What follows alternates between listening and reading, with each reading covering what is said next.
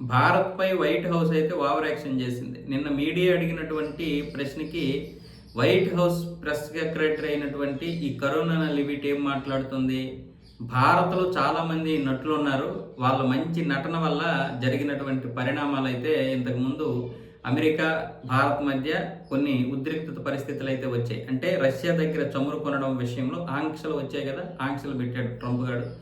ఆ ఆంక్షల విషయం గురించి మాట్లాడుతుంది. అంటే ప్రెస్ ఏం మాట్లాడింది? ఇక్కడ ప్రెస్ ఏం ప్రశ్నించిందంటే, మరి మీరు భారత్‌కి 30 రోజులు ఆంక్షలు సడలించారంట కదా! రష్యా దగ్గర చమురు కొనుక్కోవచ్చనే విషయంని అడిగితే, ఈ ప్రెస్ సెక్రటరీ ఆ విధంగా మాట్లాడుతుంది. గతసారి భారత్‌లో నటులు ఎక్కువైపోయారు. అందుకే మేము ఈ నిర్ణయాలు తీసుకోవాల్సి వచ్చింది. ఇప్పుడు ఇరాన్ దగ్గర ఉన్నటువంటి ఆ ఉద్రిక్తత పరిస్థితుల నేపథ్యంలో ఇప్పుడు చమురు విషయంలో సంక్షోభం రాకూడదని మిత్రదేశమైనటువంటి భారత్‌కి మేము 30 రోజుల పాటు ఆంక్షలు సడలించాము అని చెప్పింది. దీని గురించి మన విదేశాంగ మంత్రి జైశంకర్ గారు గట్టిగానే ఇచ్చారు. నువ్వు ఎవరైనా సరే, అంటే ఆవిడ పేరు చెప్పలేదు. ఇప్పుడు అమెరికాలో చాలామంది ఓవర్ యాక్షన్ మాటలు మాట్లాడుతున్నారు. ఎంతలో మాట్లాడాలో అంతే మాట్లాడండి. మీకు మాకు కొన్ని ఒప్పందాలు జరిగాయి.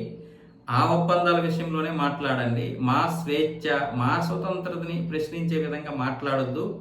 మైక్ దొరికింది కదా అని ఏది పడితే అది మాట్లాడితే తర్వాత 2 దేశాల మధ్య ఉద్రిక్తత పరిస్థితులు వస్తాయి. ఇప్పుడే ప్రపంచము తగలబడిపోతుంది కదా! ఇలాంటప్పుడు ఇవి అవసరమా అన్న విధంగా జయశంకర్ గారు అయితే గట్టిగానే మాట్లాడారు. కానీ కరోనా లిమిట్ పేరు ఎక్కడ కూడా ప్రస్తావించలేదు. ఆవిడ పేరు ప్రస్తావించాల్సినటువంటి అవసరం జయశంకర్ గారికి లేదు. మొత్తం హోల్సేల్ అమెరికాకి ఆయన వార్నింగ్ ఇచ్చారు.